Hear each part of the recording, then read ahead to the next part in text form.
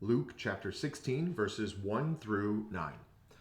This is, of all of Jesus' parables, I think probably the one that confuses people maybe the most, maybe second most. Maybe it's a top three most confusing parables. And it's great. It's such a good one. It teaches us a lot, actually, about a theme that's really going to dominate not just 1 through 9, but also the coming verses. And that theme is stewardship. Stewardship. This is going to come out in some interesting ways. The other thing to remember about this whole text is that it's talking about stewardship in a particular context, and that is in the kingdom of heaven. And particularly with the realization that the kingdom of heaven is near, the kingdom of heaven is coming. And when the kingdom of heaven comes, you're going to have to give an account for how you conducted yourself in this life. You're going to have to give an account of your stewardship. And here, this is particularly over finances. And it is a word directed to the Pharisees and how they have been handling money that they think is theirs. It's really not. And we'll see all of these things as we go through, not only 1 through 9, but also the section after this as well. So here we go. Luke 16, 1 through 9. Jesus told his disciples, there was a rich man whose manager was accused of wasting his possessions. So that's what we got right here. We got a manager, and he has been wasting his rich master's possessions. So we'll just go straight to our plot arc. We'll start with verse 1. Manager is wasting his master's resources. And we're told the master is a rich man. And the other thing that you should notice here is that we are not told how. Jesus doesn't get too specific. He simply says he is wasting the possessions. This could be taken in many ways. Maybe he's not using them the way that the manager would want him to use. Maybe he's losing money in all of the business dealings. Maybe he's using this stuff for himself. He's helping himself to the master's wine, to the master's cheese, to the master's money. It's unclear. And I think that that's intentional on Jesus's part. We don't need to know the specifics. And the reason that that is good for us is if it was just one kind of waste, then we would, look at that one kind of waste and say, I don't have to worry about me. I don't waste money like that guy. And so this is just a general wasting. And so in that way, it's applicable to all. We can all consider the different ways in which we waste and bear that in mind. So what does the master do? He's got this wasteful servant. So, right, this is leading to this set of actions. He called him in and asked him, what is this I hear about you? Give an account of your management, because you cannot be a manager any longer. This piece right here, this phrase given is super important.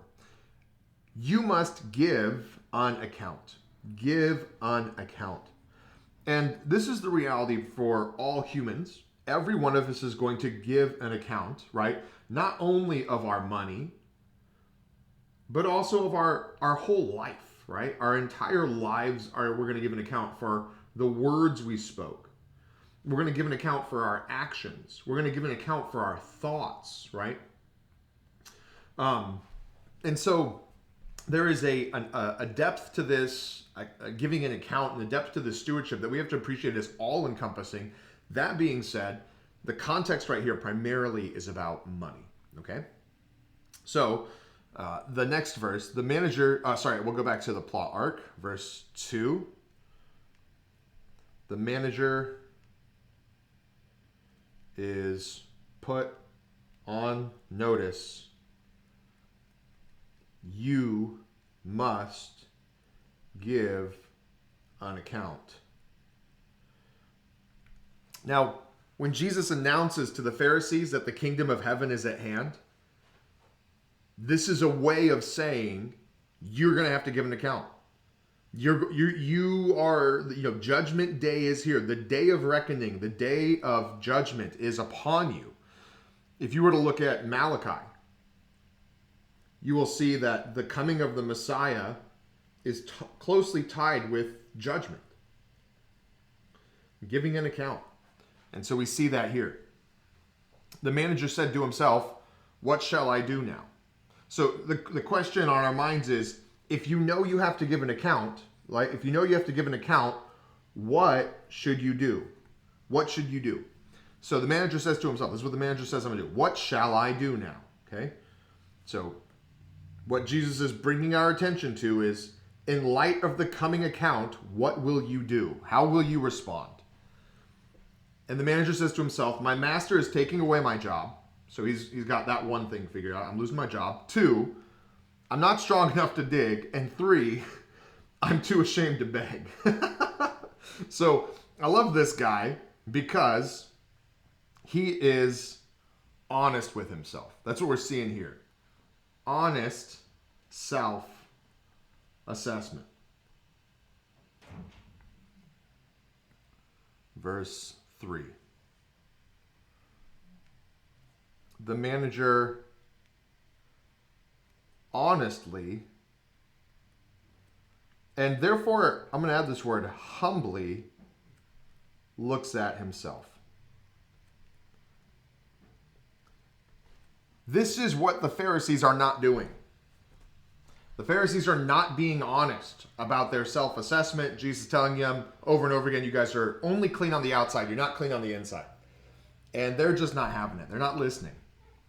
Right? The manager says to himself, I know what I'll do, so that when I lose my job here, people will welcome me into their houses. And this is the key phrase. How does the manager, knowing that the day of reckoning is coming, end up in a good position so that he can end up welcomed into other people's homes? Since he's going to lose this one, he's not strong enough to dig. That means he can't work for a living. He's too ashamed to beg. So he wants to be invited in. He wants to be welcomed in. And he knows he's losing his job. I know what I'll do so that, right, this is what he's working for, so that when I lose my job here, he knows the end is coming, people will welcome me into their houses. It's still going to be okay. Verse 4. The manager comes up with a plan to be welcomed later. Verse 5. So he called in each of his master's debtors. He asked the first, how much do you owe my master? Verse 5.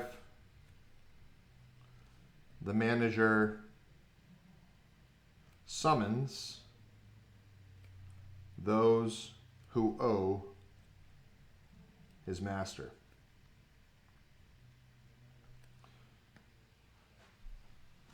And the first guy says, I owe your master 900 gallons of olive oil.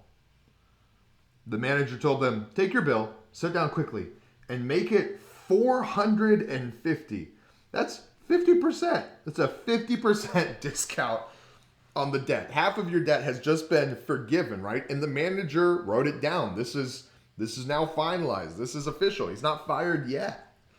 So what he's doing now is using his master's resources, to gain friends. So that when this is all over, he'll be welcomed into the house. The guy's like, hey, I got fired. And he's like, well, hey, I remember when you forgave me 450 gallons of oil. Come in, sit down, right? That's the idea here. So verse 6, the manager forgives 450 gallons of oil. And then he does the same thing here. Then the second asked, and he asked the second, how much do you owe? And he says, 1,000 bushels of wheat. And he says, all right, take your bill and make it 800. So not a 50% discount, but it's a 20% discount. That's solid. That's a lot of wheat. So again, back to this, verse 7. The manager forgives 200 bushels of wheat. And now we get to the kind of the climax of the story, right in this point right here. And it boils down to two questions. The first question is, will this work? Right? And the second question is going to be, how will the master respond?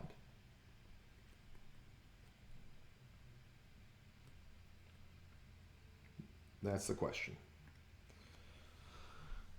And it's shocking, right? This is the part of the whole thing that's so confusing to us, because when we read these verses 6-7, the word that's probably screaming out to you from the page is theft. That this guy has just stolen his master's resources and used them for his own benefit. So our assumption, right, is surely the master will be angry. And that's why this next thing is so strange. The master commended the dishonest manager. And first we're just thinking like, what? Why? Why have you been commended? Sorry. Because, right, we get our reason. He acted shrewdly. And now we have arrived at the virtue Jesus is commending to the Pharisees. He's saying, Pharisees, you are not shrewd and you need to be more shrewd. When the day of judgment is coming, when you have to give an account of your management, the shrewd thing is prepare for that day of reckoning. And the way that this dishonest manager does it, or not dishonest manager, but shrewd manager does it, is by welcoming people into, is by forgiving the debts, right? And then we get down here, and he actually gets commended by the master. The master commends the dishonest manager because he acted shrewdly, right? We're like, what is going on here? Okay. The next line helps a little bit. 4, the people of this world are more shrewd in dealing with their own kind, than are the people of the light. So Jesus does two things in this parable right here, particularly in verse 8. In verse 8, we get the main point and we get a important pivot. We get those two things. So I'll make notes of that right here. Verse 8. The master commends the manager's shrewdness. Okay? So how will the master respond? The master responds by commending. In other words, saying, if you had been this shrewd the whole time, you probably wouldn't have lost the job. I'm happy that you're finally demonstrating some shrewdness. Now, it did come at massive expense to the master, 450 gallons of oil, 200 bushels of wheat.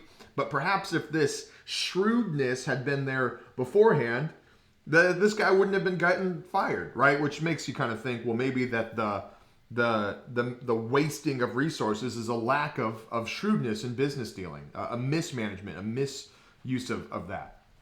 But in any case, the real shrewdness is really about once you have to give an account, when you're preparing for that day, that's the shrewdness here that Jesus is espousing.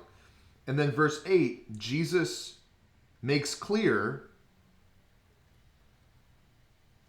this is worldly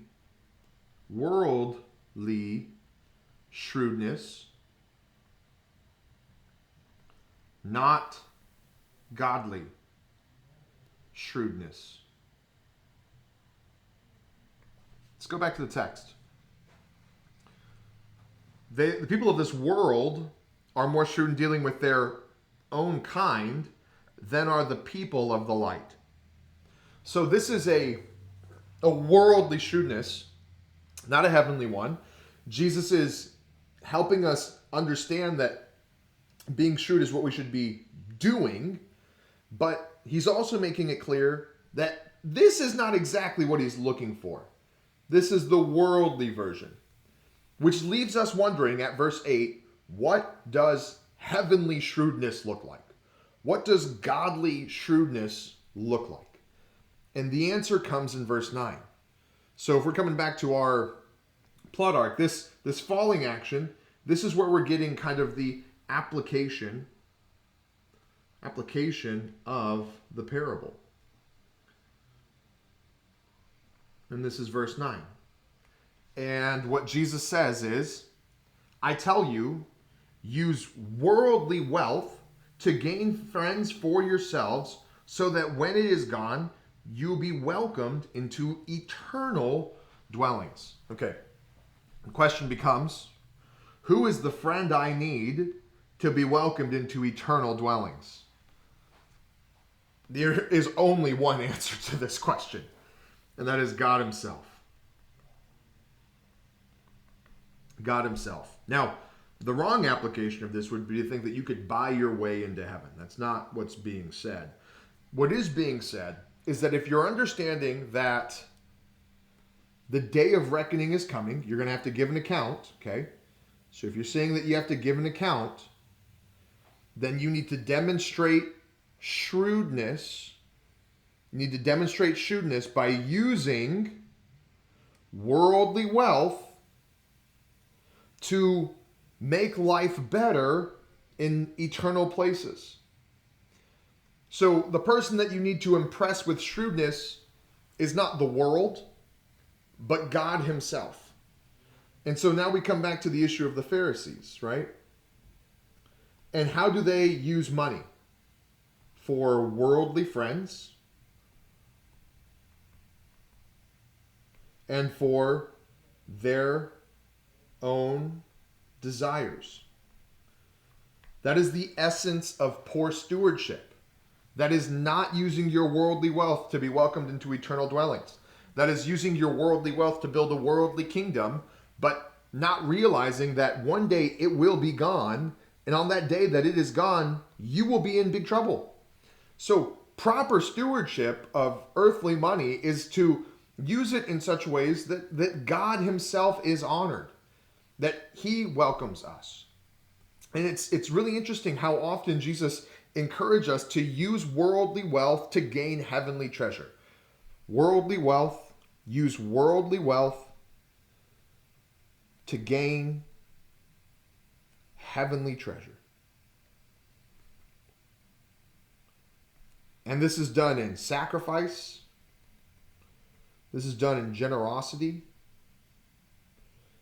And more broadly speaking, it's done by seeing that everything you have in life, every one of your resources, your money, your life, your words, your actions, and your thoughts, all of it is either for God or not. And all of it can be a sacrifice for him or not, right? We think of the widow, right? The widow who gives 2 pennies, right? Her last 2 mites into the temple coffers. With that 2 pennies, the widow earns for herself a great reward. God is honored. She will be welcomed. Jesus commends her, right?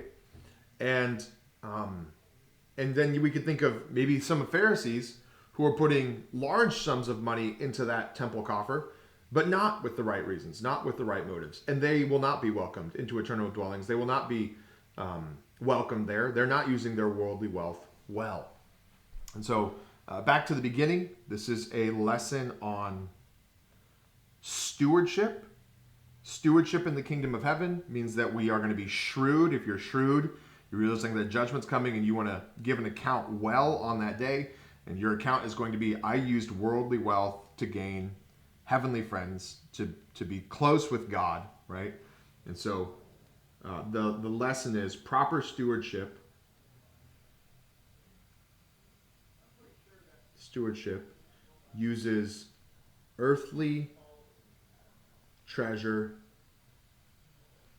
for heavenly welcome.